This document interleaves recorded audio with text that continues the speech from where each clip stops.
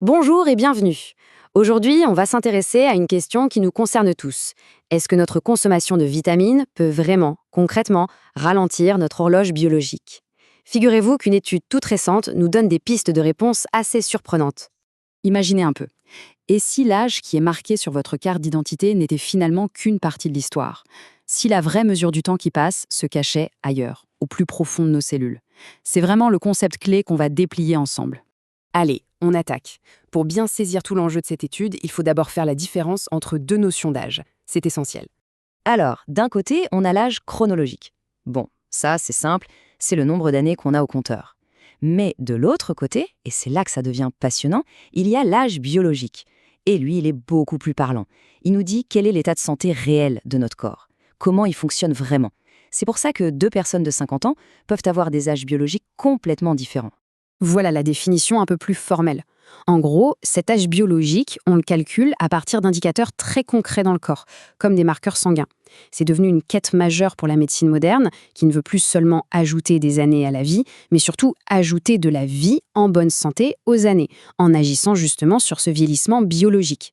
Bon, maintenant qu'on a posé les bases, passons au cœur du sujet, cette fameuse étude qui a examiné le lien entre les vitamines et notre vieillissement. Premier chiffre à retenir, 15 050. C'est le nombre de participants adultes dont les données ont été passées au crible. Ces données proviennent d'une enquête de santé américaine énorme, la NHN. Donc on ne parle pas d'une petite étude, mais bien de quelque chose à très grande échelle. Alors, comment est-ce qu'ils ont procédé? C'est assez malin. Les chercheurs ont d'abord regardé la consommation de 11 vitamines différentes pour chaque personne, que ce soit via la nourriture ou les compléments. Et ensuite, ils ont comparé ces infos avec 3 indicateurs scientifiques reconnus du vieillissement biologique. Ça a permis d'avoir une analyse vraiment solide. Et on arrive maintenant à la partie la plus croustillante, les résultats. Alors, qu'est-ce que les scientifiques ont bien pu découvrir? Le point central, le message à retenir, c'est celui-là. Les personnes qui consommaient le plus de vitamines avaient, de manière statistiquement significative, un vieillissement biologique ralenti. Ce n'est pas juste une impression, c'est une corrélation très claire qui est sortie des chiffres. Et visuellement, la différence est vraiment flagrante. Le groupe avec la plus faible consommation de vitamines montrait une accélération nette du vieillissement biologique. Et à l'inverse, le groupe qui en consommait le plus voyait ce même processus ralentir de manière significative. D'accord, donc un bon apport en vitamines, ça aide. Mais est-ce qu'il y en a une qui sort du lot? Une vitamine qui a eu, disons, un impact plus fort que les autres? Et la réponse est la vitamine C. Eh oui, c'est un antioxydant super puissant qui agit un peu comme un bouclier pour nos cellules. Il les protège des petits dégâts du quotidien qui, accumulés, accélèrent le vieillissement. C'était vraiment la star de l'étude. Mais l'histoire ne s'arrête pas là, hein. Attention, la vitamine B2 s'est aussi montrée très importante, juste derrière la vitamine C. Et ce qui est intéressant, c'est que la totalité des 11 vitamines étudiées ont eu un effet positif sur au moins un des indicateurs du vieillissement.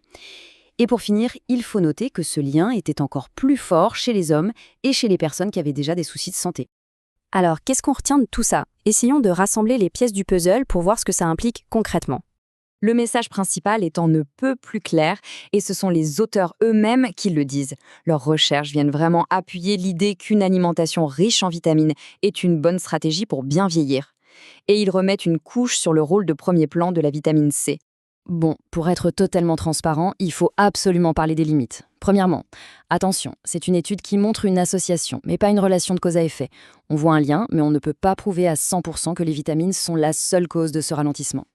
Deuxièmement, les données sur ce que les gens mangent, elles sont basées sur leurs propres déclarations, et on sait que la mémoire peut parfois nous jouer des tours. Et enfin, d'autres facteurs comme l'activité physique par exemple pourraient aussi jouer un rôle dans les résultats. Alors, au final, où est-ce que ça nous mène? Cette étude n'est pas une formule magique, c'est certain, mais elle ajoute une pièce vraiment convaincante au grand puzzle du vieillissement.